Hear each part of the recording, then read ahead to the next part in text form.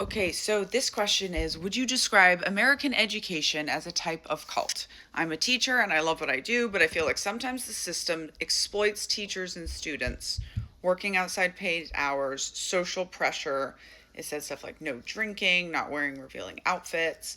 So here's the thing. Teaching cannot be a cult, right? Because a cult has to be a group. Teaching is a discipline.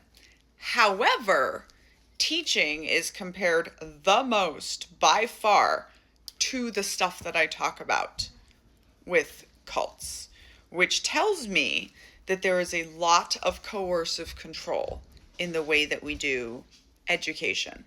And I think this is both for the teachers and for the students, right? So there's a thing called a total institution, which is when like situated people are removed from the greater world and live and work together and operate with some sort of formal overlay, right? Examples of total institutions are cults, military barracks, prisons, mental institutions.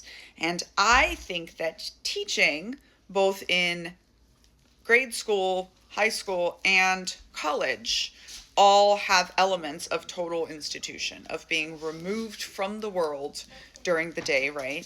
From interaction with other adults that aren't involved in education, and you're holed up in a school all day long. So I think it's a very interesting thing to realize when we talk about teaching in the United States that the Puritans, who were not like out looking for freedom, they were kicked out of Europe for being religious extremists who wanted to burn women. And they invented universal education so that they could indoctrinate the children. Better indoctrinate the children, right?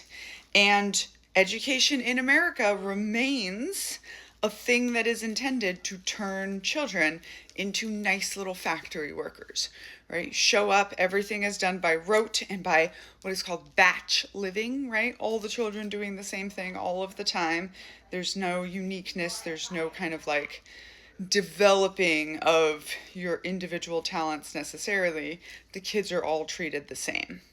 I find stuff like bathroom control to be very interesting. Something we always find in cults, not always, but something we often find in cults is bathroom control, shower control, hygiene control, but specifically around going to the bathroom.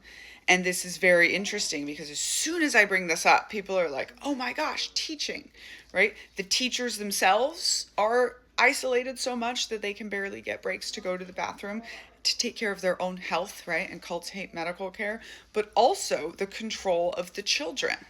And people are like, well, how do you do it any other way? In Germany, they just let kids go to the bathroom from kindergarten on. When you are a human and when you need to go to the bathroom, you get up and go to the bathroom. And we don't just assume that all of the children are going to abuse that, right? Adults will assume first, if a child is getting up and leaving the class all the time to go to the bathroom, that there might be something wrong. Not that the child is just being shiftless and not doing the right thing, right? So there's all of these different things in teaching that I think show us how much coercive control is involved in teaching. And I think that teaching, like the military, like nonprofit work, like what I call mission-based jobs, where there's no way you're doing it for the money or the benefits alone, because that spreadsheet wouldn't add up. You're doing it because of the mission, for a cause. Do it for the children, I say. And it's very easy to have your labor exploited and to be abused in mission-driven settings, because do it for the children. Are you not going to sacrifice for the children? You know why you're here. You knew what you signed up for, which of course is never true. I'm Daniella, scholar of cults, extreme groups, and extremely bad leadership. I wrote a book called Uncultured about growing up in the Children of God religious cult and going into the cult of the U.S. Army. You can get signed copies attached here.